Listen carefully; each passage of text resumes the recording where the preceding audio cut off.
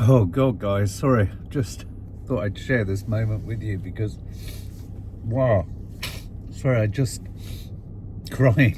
Sorry. Oh, sorry. It's just taking,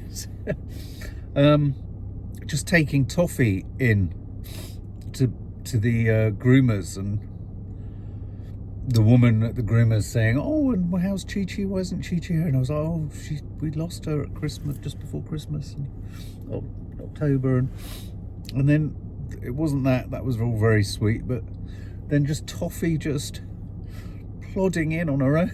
I literally can't get over. I mean, Toffee's coming back and picking her up in an hour, and I had every intention in this time to record a mental health chat with you guys about my second meeting this week, and wow. I mean, it's not like wow, one's surprised, one's upset, but you think you deal with everything, don't you, around the time that something happens, and or close to when something happens, like when she died, and but when grief hits you, man, when grief hits you, it's like a fucking juggernaut. It's like a fucking juggernaut, and it's so final, and there's nothing you can do with it. And it doesn't matter if in this instance it's a dog or excuse me. Good God, what kind of an upload is this? And I know I mean, I can't remember who said it. One of my girls said the other day, they were reading something which says, did you know that dogs don't actually realize they're alive? You know, they don't have consciousness about you're alive, well, otherwise they wouldn't do such stupid things that can lead to them getting ill. But they don't think in terms of being alive and that one day they might not be here. So it's not like Toffee went in lonely. We project it, don't we? What's it called? Anthropomorphize animals. But I suppose what you see as well when she goes in on her own is you reflect on her mortality. You know, the woman said, but she's the older dog. That's so rare. And I'm like, yeah, please, let's not go there for a second, please. And then you immediately try and pivot towards the puppy. And it's the same process, isn't it? Anyway, this wasn't meant to be a chat about grief, but that's what's just hit me. Wow. I mean, wow. Just had to reach out to the family WhatsApp group and just say, fuck, wow. And it hits us all at different times.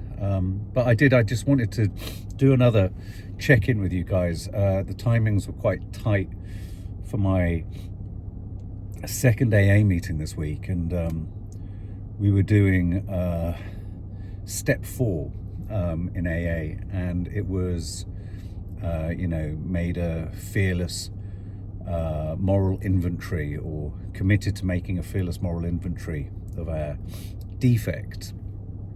This is before sort of sitting down with, say, a sponsor or someone, which you do for step 5, and you share those defects. You share those defects of character, the mistakes you've made, the things that you've done which erode your own moral boundaries.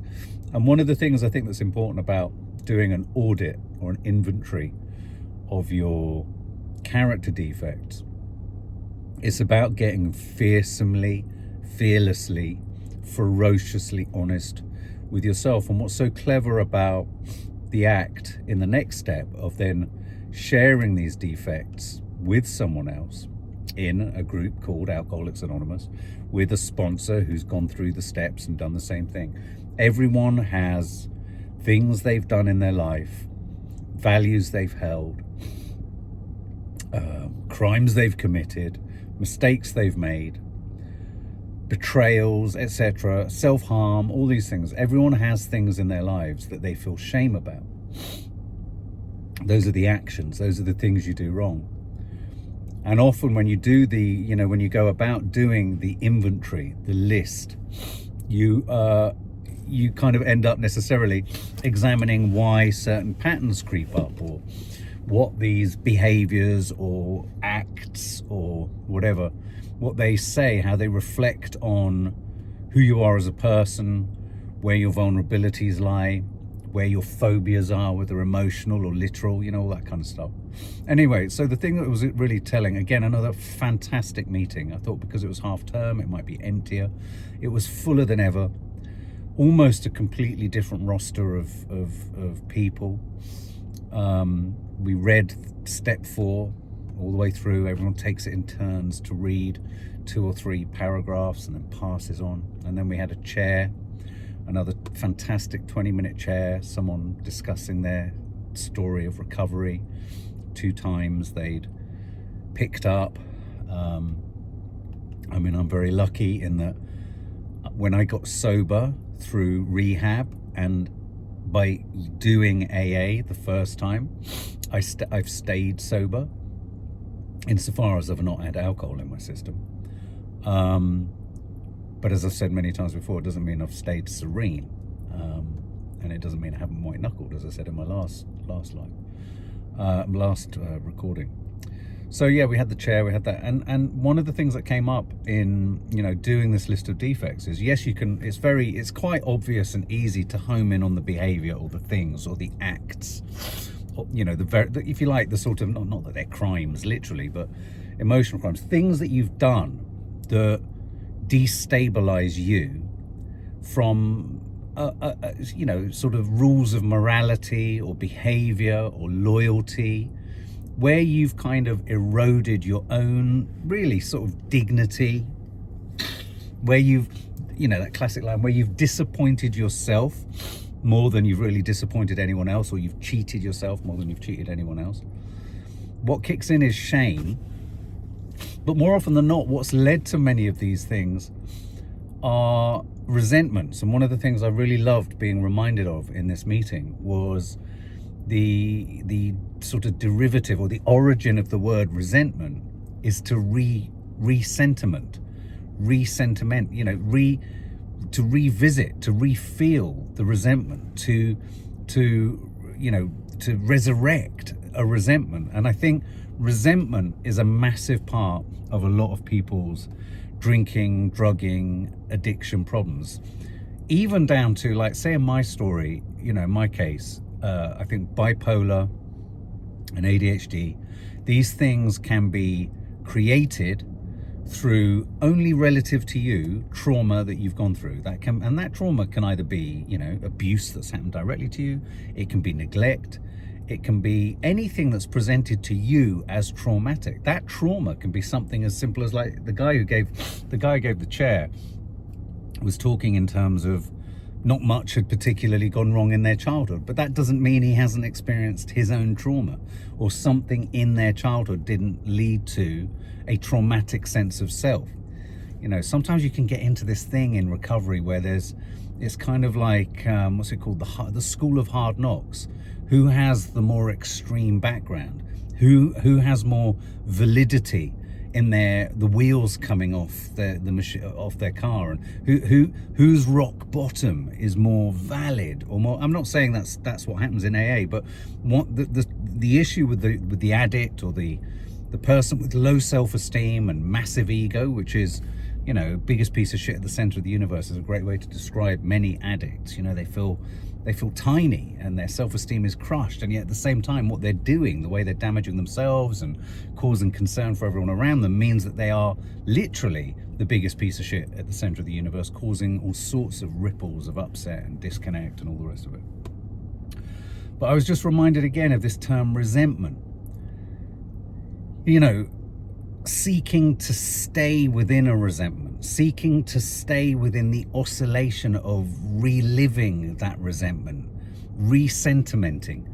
It's a different way of saying it, isn't it? Resentment or resentiment, keeping it alive. And if you think about people you know, not even people who've got drink problems or addiction problems or mental health problems, so many people like to hold on to grievances. And I think it might be almost one of the worst defining features of being a human, is that everyone at some point, I'd have thought, can relate to the idea of wanting to feel, if not in like a, oh, literally feel sorry for me way, though I can think of most people think of it in a literally feel sorry.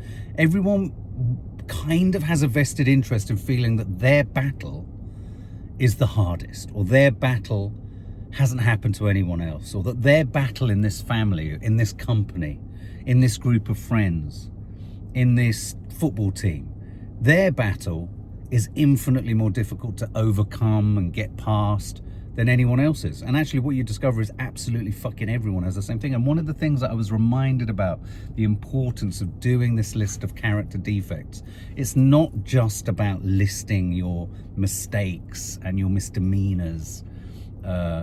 You know, it's about looking for the core resentment. What's the original resentment? Who are you resenting? At what point can you get out of that resentment? How can you step out of the confining, restrictive, prescriptive, stressful, draining aspect of a resentment? Because all you're doing by feeling a resentment, living through a resentment, acting out on a resentment, is you are simply sustaining that resentment. I can't remember what the quote is. There's a great quote, isn't there, about hate, which is like, to hate is like drinking the poison that you want to give someone else. It only ends up kind of destroying you.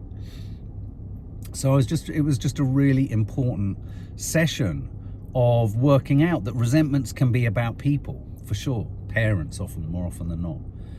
But your parents were themselves the product of whatever their resentments were. You know, everyone has just tried their best, or even if they haven't tried their best, what they've done is what they've done, and your story has to move beyond them. So if your resentment is someone, you can't control how or not that person affected you. I mean, a classic example of that is, you know, if you were abused or neglected by a parent, at some point, in order for you to get some kind of serenity, you have to hand that behavior back to that person. You have to almost disallow yourself from indulging in feeling, oh, you made me feel this. And that's hard. It's hard when you have continued relationships with people that did make you feel like this, or have made you feel like this, or that they still indulge in unhealthy behavior that reminds you, and that infamous word, triggers you back into a resentment. But that's where, again, you know, doing what I'm discovering only with the second meeting, same meeting, 2 weeks, working through the steps. I'm looking to elevate my meetings again. That sense of belonging, that sense of shared journeywomanship. It was just really instructive, and another reminder that, you know, making a fearless moral inventory isn't just about being able to list everything. I mean, one of the things that I mean, years and years ago when I had a sponsor, who interestingly, my sponsor was a crack addict, and well, wasn't when he became my sponsor, but had been and then became one, and I knew things were going wrong when he was inviting me to strip clubs, and I was like, look, mate, really, that's not my kind, that's not my shtick at all. Anyway, I remember it was either with him or another sponsor I had, that one of my defects was being at my list of character defects forever getting longer. It was a list that I kept adding to across a period of weeks, and it was almost like I was trying to be a perfectly imperfect person by just having the most exhaustive list, so that I could like say, this list is the most I was trying to be perfect in creating the most comprehensive list, and it's not about that. It's about listing the things that you've done wrong, but looking for patterns, looking for where the resentments lie. And it was just lovely being the connection, the similarity that I found in this meeting that really helped me was being reminded that a resentment is a re-cementing of resentments. It's a reminder, a resurrecting, a reliving, a deciding to stay in them.